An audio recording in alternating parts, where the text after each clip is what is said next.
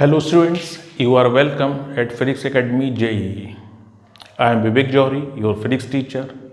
Now, we will discuss in this lecture number 5 about three mutual perpendicular components of a vector. Students, मेरी request है कि इसको मैं आपको इमेजिन करवाऊंगा कि कैसे एक वेक्टर के थ्री म्यूचुअल परपेंडिकुलर कंपोनेंट किए जाते हैं, क्योंकि ये थ्री डायमेंशनल फिगर में कंसीडर होगा। इसलिए मेरी बात ध्यान से सुनिएगा और ये पूरा वीडियो शुरू से लेकर एंड तक देखिएगा। जो बच्चे ये फर्स्ट टाइम वीडियो देख रहे हैं, मेरी रिक्वेस्ट है अगर सभी टॉपिक देखना चाहते हैं इस वेक्टर्स चैप्टर के, तो वो लेक्चर नंबर 1 से कंटिन्यू कर सकते हैं। लेकिन आप लाइक करिए, डिसलाइक करिए, सब्सक्राइब करिए, लेकिन मेरी रिक्वेस्ट है अगर शुरू किया है तो मेरी बात पूरी सुनिएगा। शुरू करते हैं थ्री म्यूचुअल परपेंडिकुलर कंपोनेंट से। ये वेक्टर ए है। We have to split this vector into three mutual perpendicular components. ये वेक्टर कहाँ पर है और इसके कौन कौन से थ्री कंपोनेंट्स हैं। एक कंपोनेंट है ए एक्स वेक्टर, एक है ए वाई वेक्टर और एक है ए जेड वेक्टर। अब इस सिचुएशन को समझ लीजिए। जहाँ पर मैं खड़ा हूँ ये वॉल है। वॉल का ये कॉर्नर है, एक इस साइड का कॉर्नर है और दो ऊपर के कॉर्नर है। इन कॉर्नर का इस डायग्राम में क्या नेमिंग की गई है वो देख लीजिए। O P Q R. ये वाला कॉर्नर ओ है, ये वाला कॉर्नर आर है, ये क्यू है और ये कॉर्नर पी है। इसी तरीके से मान लिए आप मेरे सामने बैठे हैं, आपके बैक साइड में एक वॉल होगी इस रूम की, उसके भी 4 कॉर्नर्स होंगे। वो कौन कौन से कॉर्नर्स हैं? के एल एम एन, के एल एम एन। अब के किधर है? आप देखिए एल। आपके बैक साइड की वॉल का अपर कॉर्नर राइट साइड वाला एल है। राइट साइड का लोअर कॉर्नर जो है वो एम है। आपकी तरफ से लेफ्ट साइड का अपर कॉर्नर के है और लोअर कॉर्नर एम है। यहां पर हम इस वॉल का ये कॉर्नर ओ ओरिजिन मान रहे हैं। तो इस रूम का डायगोनल क्या हुआ? O2L। O2L यानी OL वेक्टर यहां A से रिप्रेजेंट किया गया है। इसके थ्री कंपोनेंट्स इस डायग्राम में दिखाए गए हैं। AX कौन सा है? AX वेक्टर है OR। O ये कॉर्नर, R ये कॉर्नर, OR वेक्टर यहां AX से दिखाया गया है। OP वेक्टर AY से दिखाया गया है। ON वेक्टर AZ से दिखाया गया है। These are three mutual perpendicular components। अब शुरू करते हैं। यहां पर ये A वेक्टर X डायरेक्शन के साथ, यानी इस रूम का डायगोनल OR डायरेक्शन को हम X डायरेक्शन मान रहे हैं, OP को हम Y डायरेक्शन कंसीडर कर रहे हैं और ON को Z। ये वेक्टर OL जिसे आप कह रहे हैं वेक्टर A, X डायरेक्शन के साथ अल्फा एंगल, Y डायरेक्शन के साथ बीटा एंगल और Z डायरेक्शन के साथ गामा एंगल फॉर्म कर रहा है। ये फिगर 3D लुक में है तो थोड़ा सा और एक्सप्लेन करूंगा। ये O इस वॉल का ये है, ये वेक्टर OL है, इसे आप वेक्टर A कह रहे हैं। ये वेक्टर है OL। ये एंगल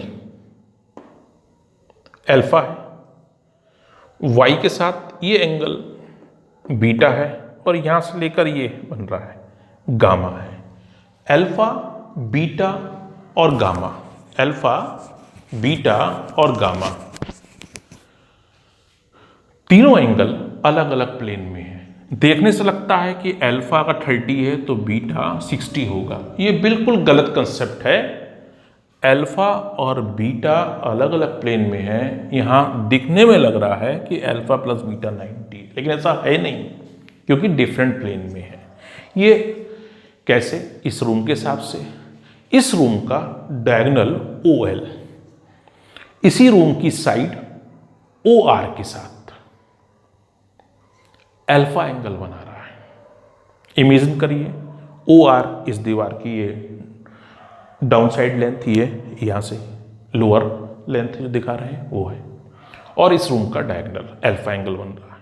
दूसरा, इस रूम का डायगोनल इसके साइड ये वर्टिकल जो डायमेंशन है इसके साथ बीटा बना रहा है। इसी रूम का डायगोनल रूम की वो साइड जो आपके लेफ्ट वॉल पर लोअर जो आ रही है साइड, उसके साथ ये गामा बना रहा है। तो यहां पर अगर ये AX वेक्टर, AY वेक्टर और AZ वेक्टर इसके 3 कंपोनेंट्स हैं, तो डेफिनेटली इन तीनों का वेक्टर एडिशन A आना चाहिए। इसके लिए हम देखिए एक ट्रायंगल बनाते हैं, O से M तक मिलाया मैंने, तो इन ट्रायंगल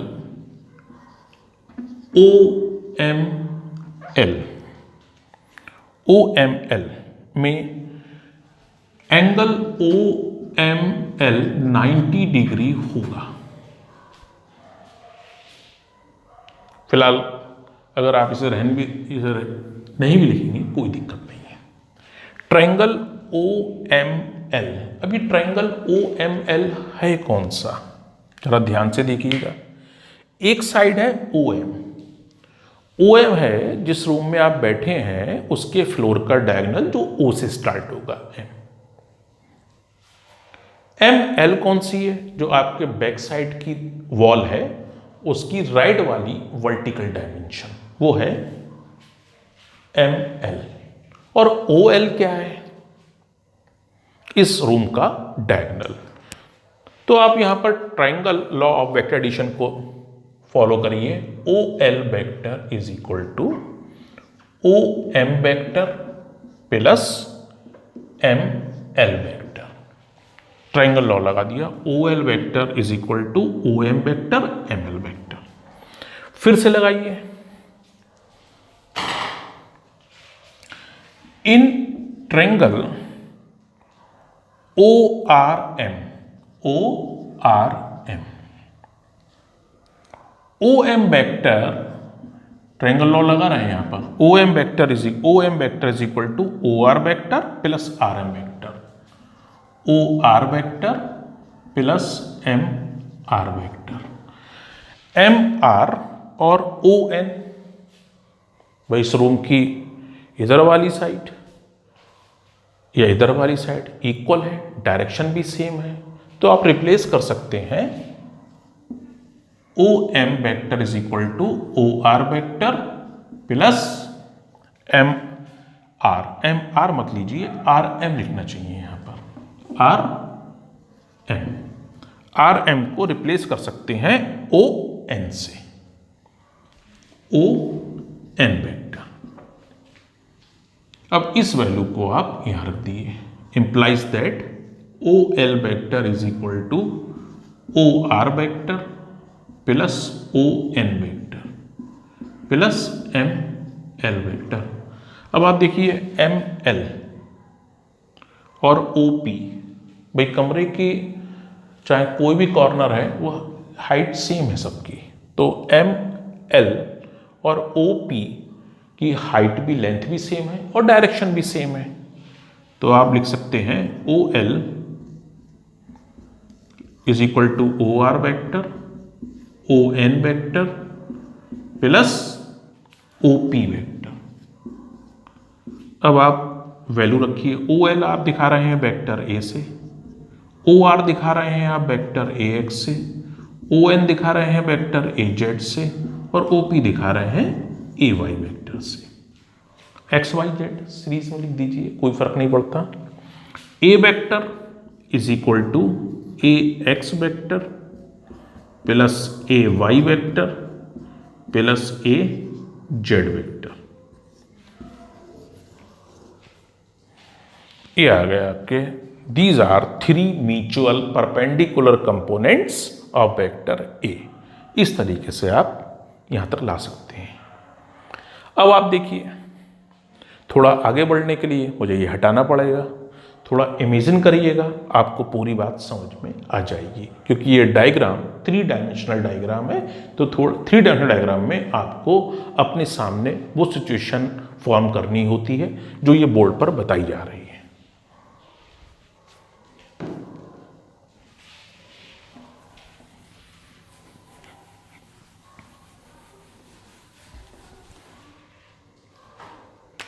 अब आपके पास आ गया A vector is equal to A X vector plus A Y vector plus A Z vector. ये आपके पास,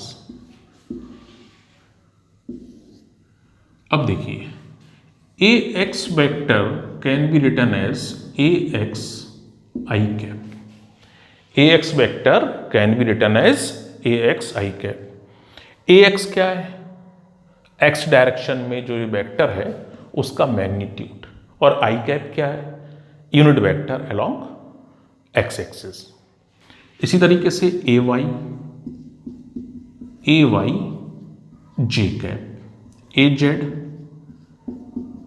Z K cap implies that, अब ये वैल्यू रख दीजिए यहां पर, A vector is equal to A X I cap, A Y J cap, A Z K cap.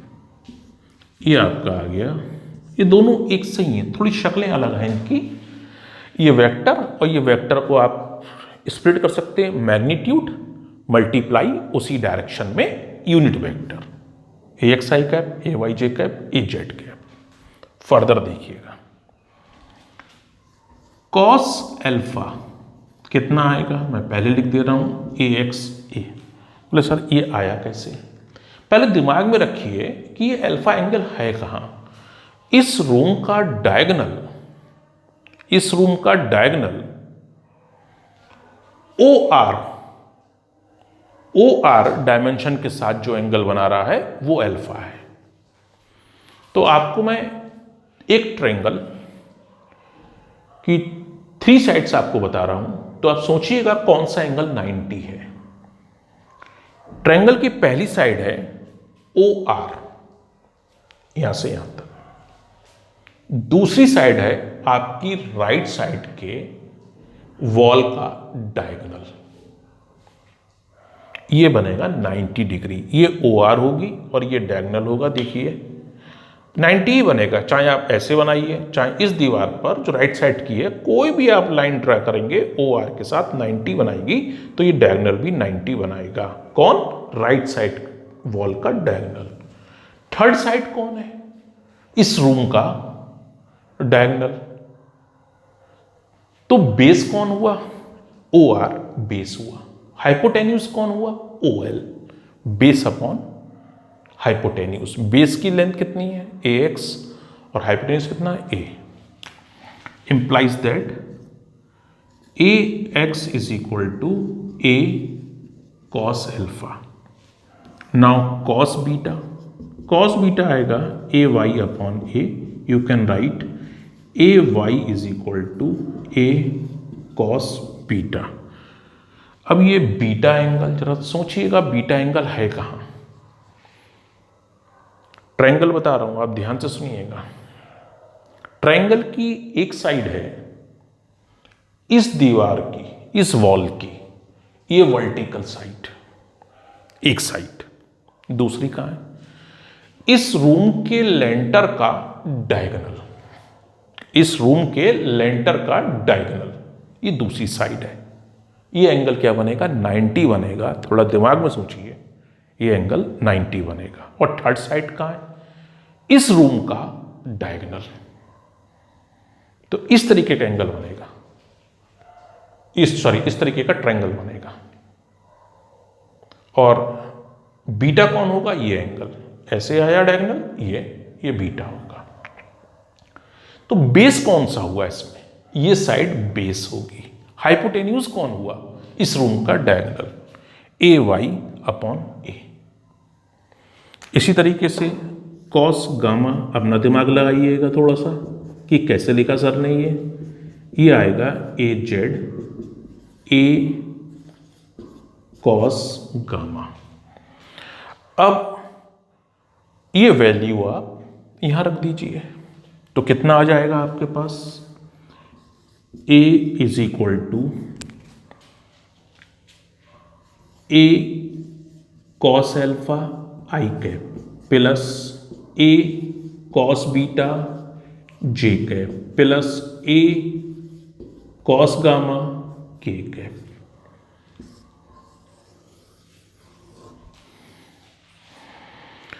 अब ये आपका 1 2 3 तीनों एक ही हैं, थोड़ी शक्लें उनकी अलग अलग हैं, लेकिन आपको पहचानने में आना चाहिए।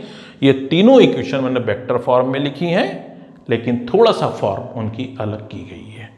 ये A vector is equal to A cos alpha I cap plus A cos beta J cap plus A cos gamma K cap. तो ये आपको 3 इक्वेशंस आपको कंपोनेंट्स की फॉर्म में दिखाई, और वो भी वेक्टर फॉर्म में है। इसको हम मैग्नीट्यूड की फॉर्म में भी ला सकते हैं। भाई एक तरीका इक्वेशन लिखते हैं वेक्टर फॉर्म में, दूसरा तरीका एक इक्वेशन लिखते हैं हम मैग्नीट्यूड की फॉर्म में। मैग्नीट्यूड की फॉर्म में इक्वेशन कैसे लिखेंगे वो देखिए।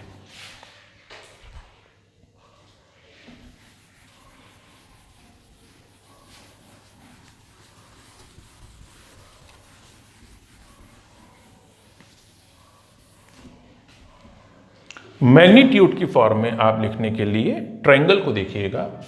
In triangle O M L,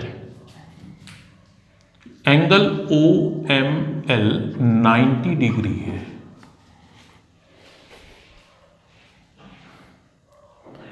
ये एंगल कितना है, 90 डिग्री है। कैसे, ओ एम क्या है, ओ एम है जिस फ्लोर पर हम हैं उसका डायगोनल जो कि ओ से स्टार्ट होता है, that is O M. M L क्या है, आपके बैक साइड की वॉल का right vertical dimension, right side की, उस साइड की वर्टिकल। अब आप जरा सोचिए, फ्लोर के डायगोनल को मिलाइए और उस दीवार की वर्टिकल डायमेंशन को, बीच में क्या बनेगा, एंगल 90। और तीसरी साइड हम ले रहे हैं ओ एल, इस रूम का डायगोनल। पाइथागोरस थ्योरम लगा दीजिए, O L square is equal to O M square plus M L square. अब ओ एम स्क्वायर को देखिए, in triangle O R M, angle O R M 90 degree है, check कर लें। O R ये सामने की वॉल की ये डाउन साइड डायमेंशन, ये ओ आर, आर एम आपके राइट साइड की नीचे वाली डायमेंशन, तो वही 90 बनेगा।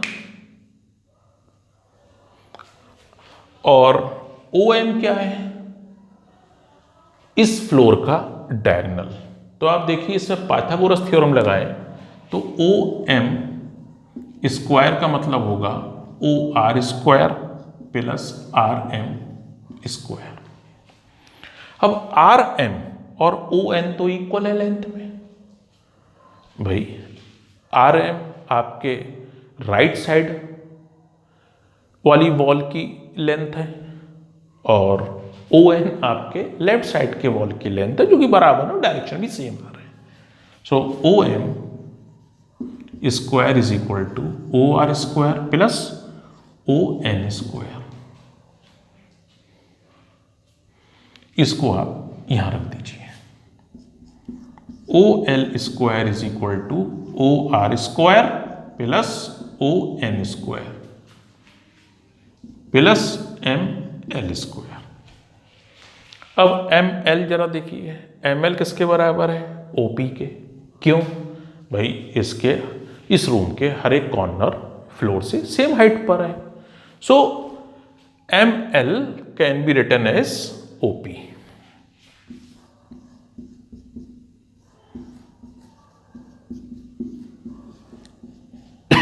Sorry, O P. अब OL की लेंथ, OL की लेंथ मीन्स वेक्टर ए का मैग्नीट्यूड, जो लिखेंगे हम ओनली ए। अगर OL वेक्टर कहते तो हम वेक्टर ए लिखते। इसी तरीके से OR वेक्टर मतलब AX वेक्टर, लेकिन OR लेंथ AX वेक्टर का magnitude only AX। So this is A square, this is AX square, this is AZ square, this is AY square. थोड़ा सा सीक्वेंस में लिख दीजिए, AX स्क्वायर, AY स्क्वायर और AZ square. A square is equal to square root of AX square, AY square और AZ square. ये आई equation आपकी in terms of magnitude, magnitude की फॉर्म में आ गई। तो पहले बताई थी वो सब वेक्टर फॉर्म में थी, अब ये बताया मैग्नीट्यूड फॉर्म में आ गई। आगे बढ़ते हैं। तो यहां तक मैं उम्मीद करता हूं समझ में आ गया होगा। समझ में आ गया होगा तो जरूर आप लाइक करिएगा और सब्सक्राइब भी करिएगा। फिलहाल नेक्स्ट हम बात करते हैं कि अल्फा, बीटा और गामा में हम कैसे रिलेशन फाइंड कर सकते हैं, वो देखिए।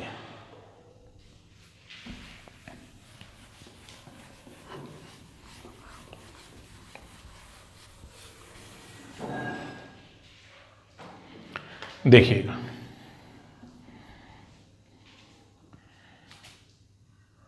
कॉस अल्फा कितना था, AX अपॉन A। तो AX कितना हुआ, ये ऐसे रहने दिए कॉस अल्फा। और कॉस बीटा कितना था, AY upon A। Cos gamma AZ upon A। Cos square alpha, cos square beta plus cos square gamma कितना आएगा, AX square upon A square, AY square upon A square, AZ square upon A square. A square LCM AX square plus AY square plus AZ square. अभी आपने पढ़ा था, इसे क्या लिख सकते हैं हम, A square. A square upon A square that is 1 implies that cos square alpha, cos square beta, cos square gamma is equal to 1. This is the relation between alpha, beta and gamma. You can convert cos square alpha can be written as 1 minus sin square alpha, 1 minus sin square beta, 1 minus sin square gamma. You will get the result sin square alpha plus sin square beta plus sin square gamma is equal to 2. So this is the analysis of three mutual perpendicular components of a vector. इसको आप notes में convert कर सकते हैं और finally आपको एक जगह पर फार्मूले लाकर इसे लर्न करना है, क्योंकि इसका यूज़ एक नहीं कई जगह होगा और आपको इसे याद भी रखना है। और वेक्टर के अगर एक एक पॉइंट समझ रहे हैं, जो बच्चे मेरा लेक्चर 1 से देख रहे हैं, शायद थोड़ी सी साउंड क्वालिटी हो सकता है वीडियो 1 में दिक्कत करी हो, लेकिन वीडियो टू वीडियो आपने भी फील किया होगा कि ये इम्प्रूव हो गई है कंडीशन। तो यहाँ पर उम्मीद करता हूँ कि आपको समझ में आ रहा होगा। और अगर मैं एक बार आपको सारे फार्मूले इसके जितने भी आए थे एक साथ लिख कर दिखाता हूँ।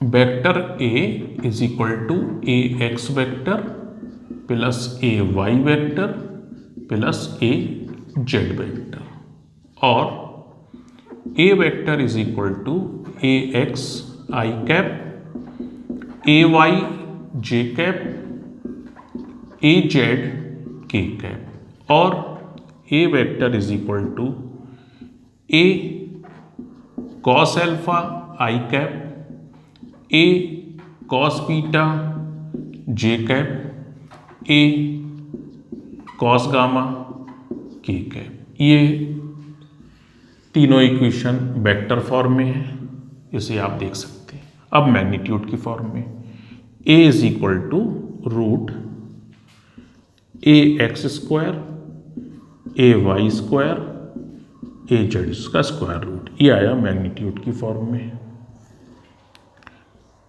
cos alpha is equal to A X upon A implies that ax is equal to a cos alpha.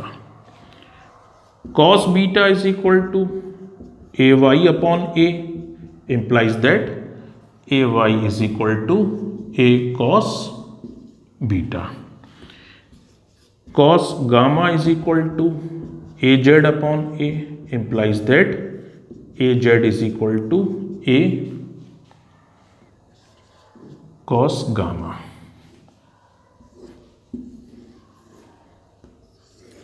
Alpha beta and gamma में relation cos square alpha cos square beta cos square gamma is equal to 1. If you want to write in sine, so sin square alpha plus sin square beta and sin square gamma is equal to 2. तो my dear students, इतनी उम्मीद करता हूँ कि समझ में आया होगा लेक्चर।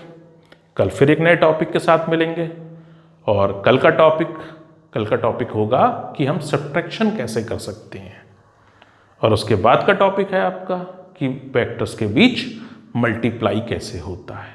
फिर शुरू करूँगा कि जो प्रॉब्लम आपके कंपटीशन में पूछी गई हैं उनको कैसे सॉल्व करते हैं, क्या प्रॉब्लम है, उनका क्या सॉल्यूशन होना चाहिए। तो मैं उम्मीद करता हूँ कि आपको ये वीडियो अच्छा लगा होगा। अगर वीडियो अच्छा लगा है तो please like, share and subscribe. तो goodbye students, take care.